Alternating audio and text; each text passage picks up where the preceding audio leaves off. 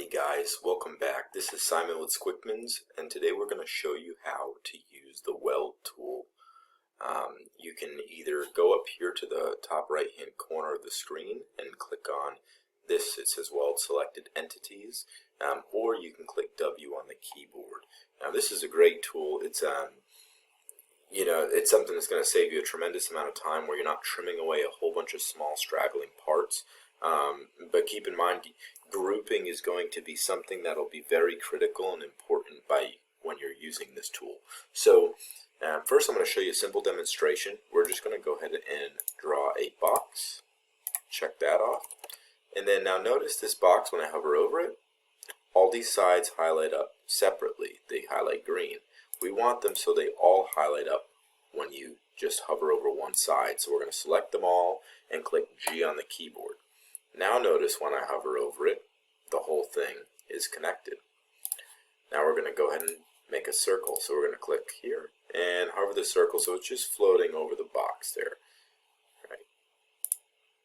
Click the check, and now we have a circle that's hovering over the box.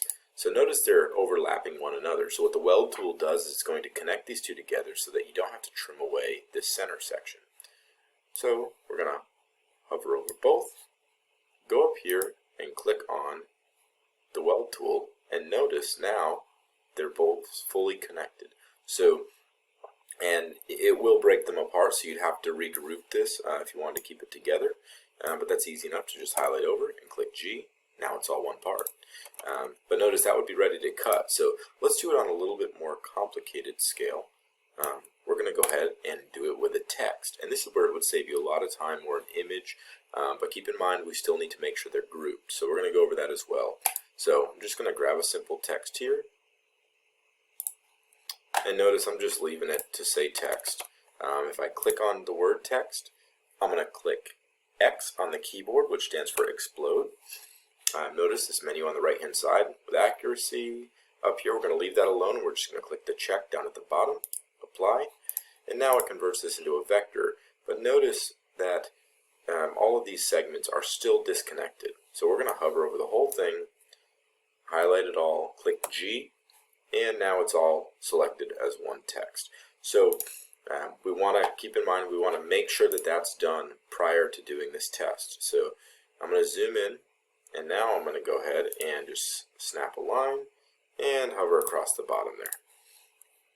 Alright, so now notice that this box, if I hover over it, same thing, it's completely broken up. But we're going to hover over from left to right. Keep in mind, when you hover from left to right, it's only going to select what I'm completely covering. Even though I'm touching the T and the E and the X and the T and the E and the X and the T, it's not going to select those. It's only going to select the box. So once it selects it, we click G, and now notice we hover over the box is one entity. We hover over the text is one entity. Now we're going to grab both of them. We go over to Weld Entities, click it, and it's welded. Now notice we go over to Cam, and there it is, ready to cut. We can manipulate and move our lead-ins wherever we want them. But this is going to save you a tremendous amount of time. It's a great tool. It's one of the reasons why people choose to do the software upgrade. Alright, thank you so much for watching, guys. Keep checking in on the website. Also on our YouTube channel, we're going to be doing a bunch of these videos. We're going to keep them relatively short. But thank you so much for watching, and we can't wait to see what you're going to do with your new CNC plasma system.